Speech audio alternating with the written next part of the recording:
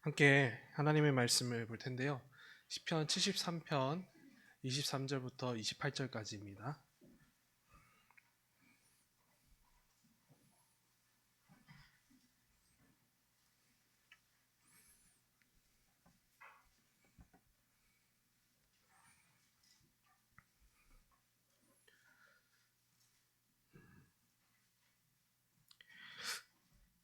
얼마 되지 않아서, 그리고 그렇게 또 문장이 길지 않아서 같이 읽어보면 좋을 것 같습니다. 우리 23절부터 같이 한 목소리로 읽겠습니다. 내가 항상 주와 함께하니 주께서 내 오른손을 붙드셨나이다. 주의 교훈으로 나를 인도하시고 후에는 영광으로 나를 영접하시리니 하늘에서는 주 외에 누가 내게 있으리요 땅에서는 주밖에 내가 사모할 없나이다. 내 육체와 마음은 쇠약하나 하나님은 내 마음의 반석이시요 영원한 분깃이시라. 무릇 주를 멀리하는 자는 망하리니 음녀같이 주를 떠나는 자는 주께서 다 멸하셨나이다. 하나님께 가까이함이 내게 복이라. 내가 주 여호와를 나의 피난처로 삼아 주의 모든 행적을 전파하리이다. 아멘. 아까 노래로도 부르고 또 읽은 시편의 내용인데요. 우리가 시편에 대해서 잘 알고 있는 부분들이 있습니다. 시편은 하나님께서 자기 백성들에게 주신 노래죠.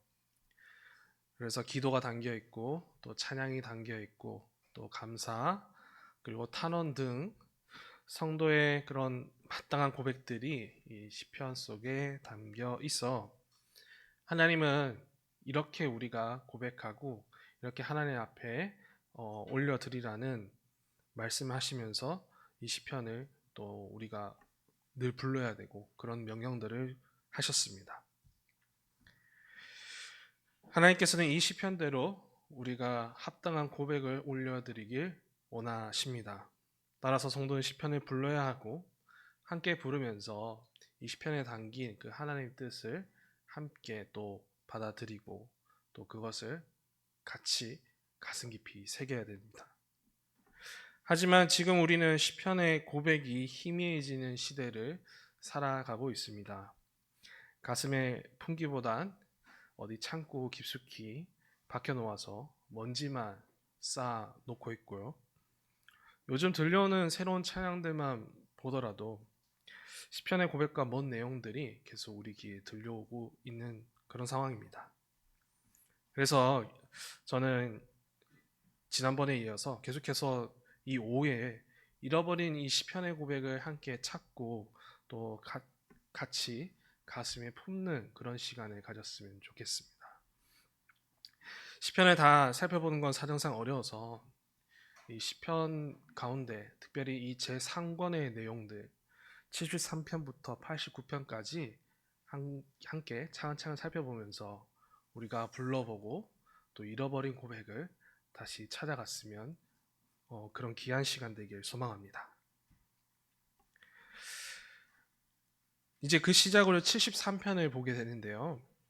73편은 이 제목과 그리고 여기 앞에 성경에 보면 이 파란색 글씨나 뭐 빨간색 글씨로 그런 제목과 그리고 이 권수가 표시되어 있습니다. 73편은 시편의 제3권의 시작입니다. 그리고 제목은 아삽의 시라고 이렇게 적혀 있는데요. 아삽은 다윗 왕 때부터 시작해서 솔로몬 왕 때까지 활동한 궁중 음악가입니다. 이에 대해서 역대기가 증거하고 있는데요. 예를 들어서 다윗이 언약궤를 예루살렘으로 들여올 때 아삽은 그 앞에서 연주한 그 음악가 세 사람 중에 한 명입니다. 이후에 성막과 성전에서 시편을 지으면서 이스라엘의 찬양을 인도한 인물이죠. 하나님은 이 아삽을 통해서 주로 이 상권 속에 그의 시편들을 남겨놓으셨고 또 상권으로 모여져 있습니다. 오늘 우리가 읽은 이 73편의 이 결론은 이 시편의 결론입니다. 73편은 총 5연으로 구성되어 있는데 우리가 마지막 연을 우리가 부르고 읽은 것이죠. 하나님을 가까이 하겠다는 아삽의 지혜로운 다짐과 결단이 우리가 이 시편 73편 23절부터 28절까지 본 것입니다. 제가 주목하는 바는 왜 이런 결론이 나왔을까입니다. 앞서 어떤 일이 있었기에 이 73편의 이 결론에 오기까지 아삽은 어떤 상황 가운데 있었기에 이런 결론이 나타나게 됐을까? 그냥 이렇게 나온 것일까? 이것을 우리가 73편 전체를 통해서 한번 보려고 하는 것입니다. 그래서 우리가 이런 과정들을 보면서 이 시편이 더욱더 우리 가슴 깊이 새겨지는 그런 시간들을 가졌으면 좋겠는데요. 이 아삽은 아주 큰 흔들림 속에서 이 시편의 고백들을 남겼습니다. 이 고백으로 오기까지 그는 아주 험난한 여정이 있었는데요. 그 자신의 여정을 이 73편의 시작부터 아삽은 기록해 놓았습니다. 우리 첫 번째 연인 1절부터 3절을 같이 한번 읽어 보셨으면 좋을 것 같은데요. 1절부터 3절까지 한번 같이 읽어 봅시다. 시작. 하나님이 참으로 이스라엘 중 마음이 정결한 자에게 선을 행하시나 나는 거의 넘어질 뻔하였고 나의 걸음이 미끄러질 뻔하였으니 이는 내가 악인의 형통함을 보고 오만한 자를 질투하였음이로다.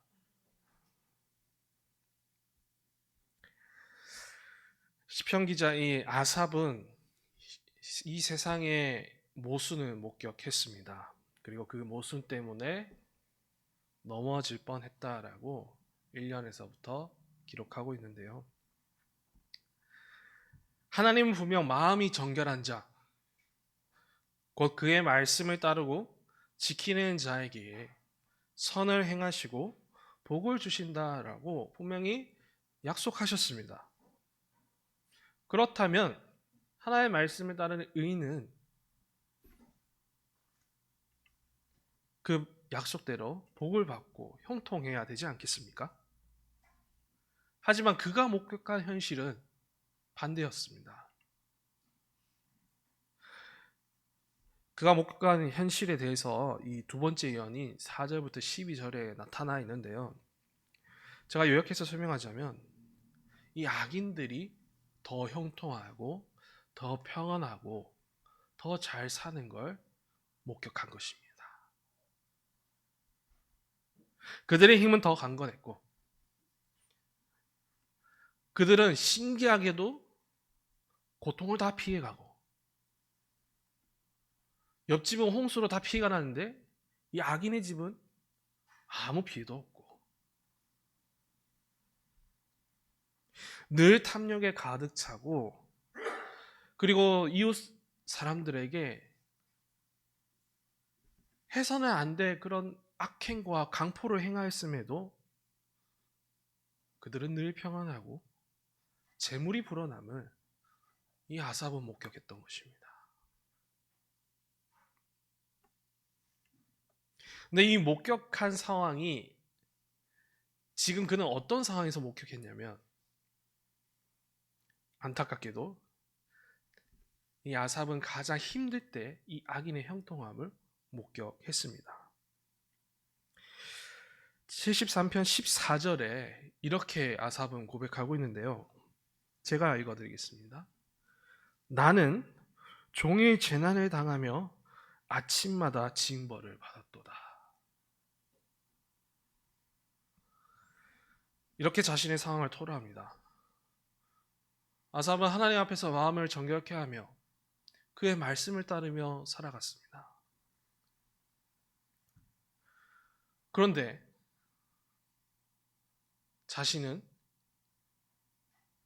종일마다 아침마다 재앙을 당하고 징벌을 받는 이 모순된 현실 속에 있다는 걸 그는 두 눈으로 보고 있습니다. 누가 보기엔 그가 악행을 행한 것처럼 여겨집니다. 욥의 친구들이 욥을 향해서 그렇게 말했죠. 욥의 고난에 대해서 이 친구들이 말할 때 너가 죄를 지어서 이렇게 악행을 당한 거 아니냐. 그러나 우리가 욥의 이야기를 볼 때 욥은 그런 죄를 지은 사람입니까? 아니죠. 그는 누구보다도 의로운 자였고 하나님 앞에서 늘 정결하기 위하여서 힘썼던 자입니다. 아삽도 그와 같은 상황이 있었던 것입니다. 전혀 아무 이유를 알 수 없는 그런 고난과 고통을 당하고 있는 것이죠. 근데 자기 눈앞에는 저렇게 악행을 행하는 자들이 잘 사고 있는 걸 목격하니 솔직한 말로 배가 아프지 않겠습니까?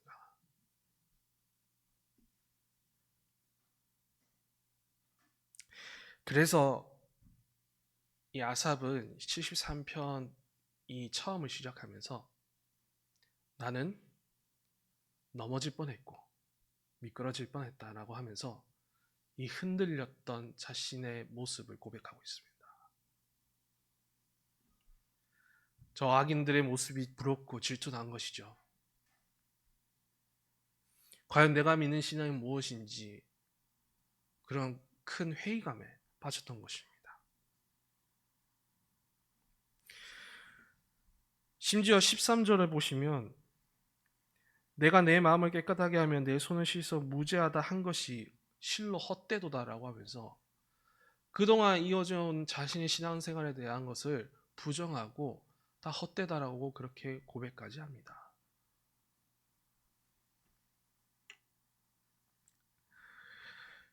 전에서 사랑하는 여러분, 우리도 시편 기자와 같은 이 아삭과 같은 마음을 품은 적 많지 않습니까?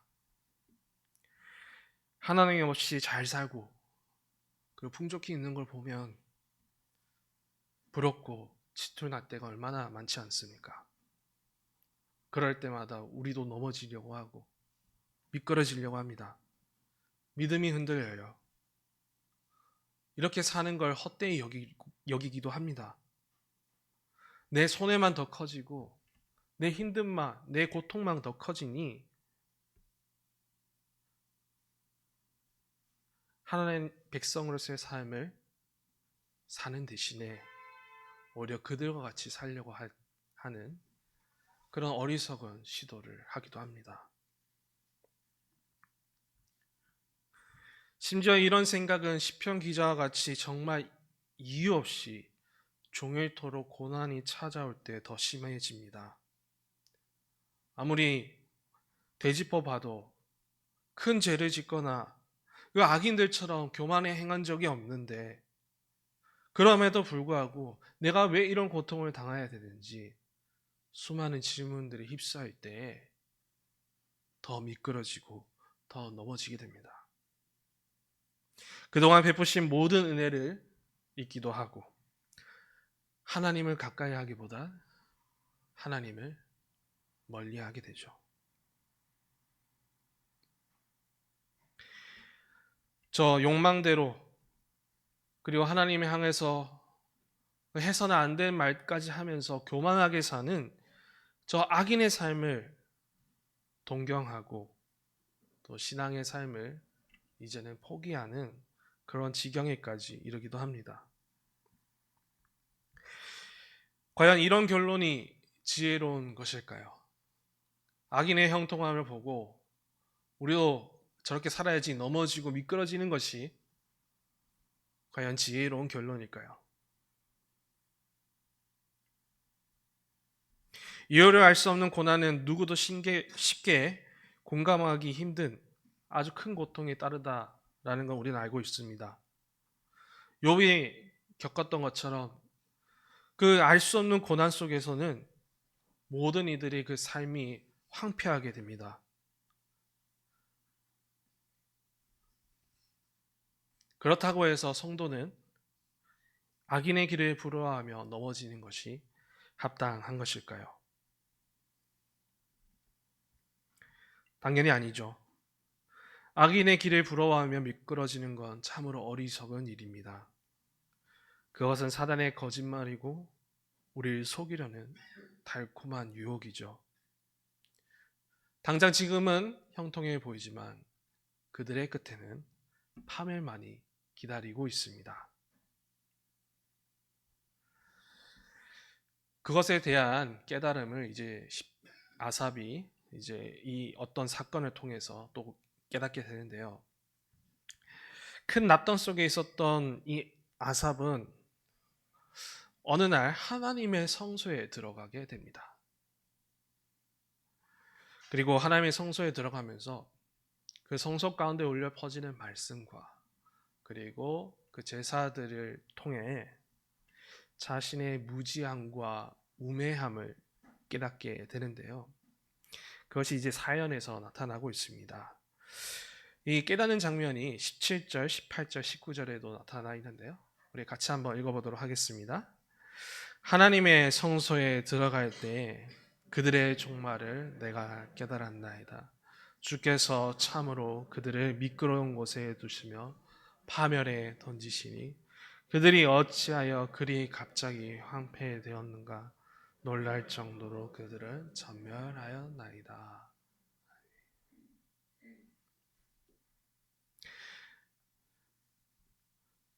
아삽은 분명 성소에 들어가기 전부터 알았을 겁니다. 이 악인의 결말이 무엇인지. 그런데 흔들리면서 그는 무지와 우매함에 빠졌죠. 그래서 그 악인의 결말이 묻혔습니다. 하지만 하나님의 성소에서 울려 퍼진 말씀과 그리고 보여진 그 제사들을 통해서 그는 은혜를 받게 됩니다. 다시 깨닫게 되는 은혜를 말이죠. 이 길은 거짓과 어리석음의 길이라는 걸요.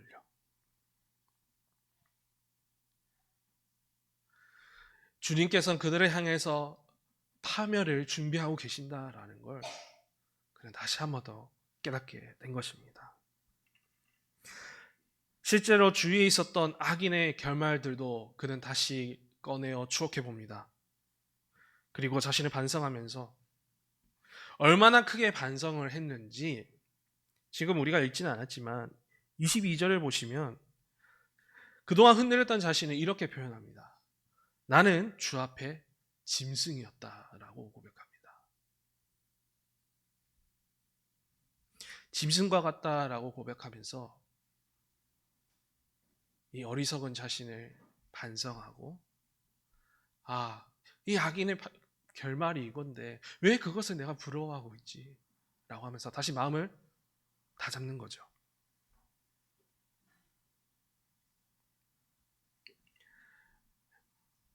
이러한 아삽의 흔들림과 반성 속에서 비로소 이 23절부터는 이 마지막 연에서는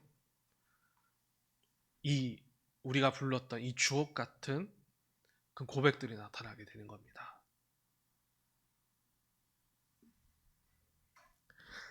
지금 이해되지 않는 고난의 상황일지라도 나는 고난을 받으나 저 악인의 형통해 보이더라도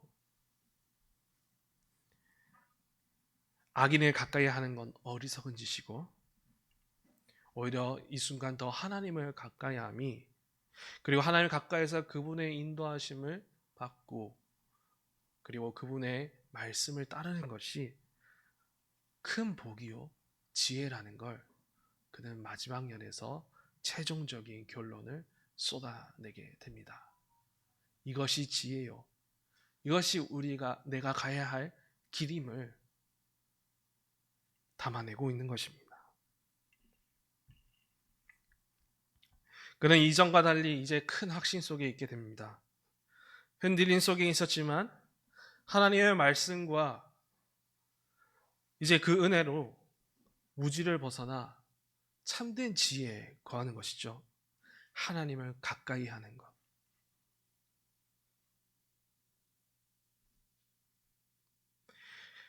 그래서 하나님을 가까이 하면서 그는 이전에 보지 못했던 그 악인의 형통함을 부러워함을 통해서 그 가려졌던 눈이 다시 뜨이게 됩니다.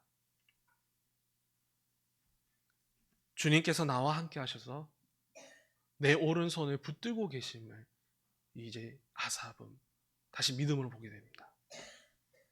그리고 영광의 그날에 이르기까지, 다시 그 영광의 백성, 그 나라가 완성될 그날까지, 자신의 그 맞이할 때까지 주님께서 교훈으로 가르치고 계신다라는 것도 그 믿음의 눈으로 이 아삽은 확신합니다. 오직 의지할 대상은 주님뿐이고, 내가 사모할 자는 악인이 아니라, 저 세상이 아니라 오직 하나님 한 분뿐이라는 걸 고백하고 있습니다.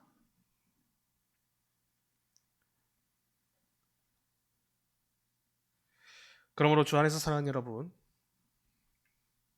지금 우리도 이 지혜의 노래를 더 불러야 합니다. 더 이상 미끄러지지 않기 위해서, 더 이상 악인의 길을 부러워하며 넘어지지 않기 위해서 우리는 이 고백을 마음속 깊이 담고 그리고 끊임없이 불러야 합니다.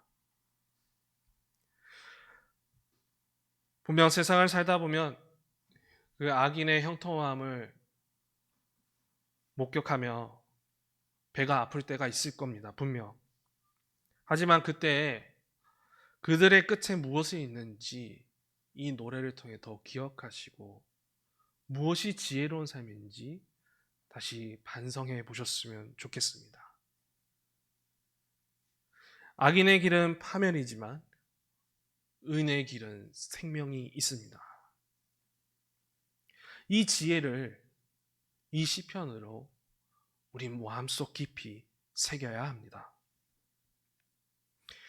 무엇보다 알 수 없는 이유로 찾아온 고난이 있을 때에 이 노래를 더 붙잡으시길 바랍니다. 욕과 같이 지치고 힘들 때 더욱 이 노래를 부르면서 다시 일어나길 바랍니다. 그때마다 하나님을 멀리하고 싶은 마음이 드시겠지만 그런 상황에도 이 하나님을 가까이함이 우리에게 복이라는 것을 이 시로 더욱 확신하시길 바랍니다. 우리의 피난처가 되시고 우리를 계속해서 가르치고 계시고 영광의 그날까지 우리를 이끄시고 계신다라는 것을 이 시로 더욱 마음에 새겨서 그 고난의 터널을 이겨내시길 바랍니다. 뿐만 아니라 악인의 형통함을 더 이상 부러워하지 마시길 바랍니다. 주님의 선한 손을 더욱 기대하면서 저렇게 살아도 하나님 없이 잘 살아도 정말 내 마음이 흔들리는 그런 상황이 오겠지만 하지만 그 가운데서 그 악인의 형통한 끝에 파멸이 있다는 것을 기억하면서 생명으로 나가기를 우리 모두가 이 노래를 통해 더욱 확신하시고 또한 하나님을 가까이 하는 믿음의 백성으로 더욱 잘 자라나시길 주님의 이름으로 축복합니다.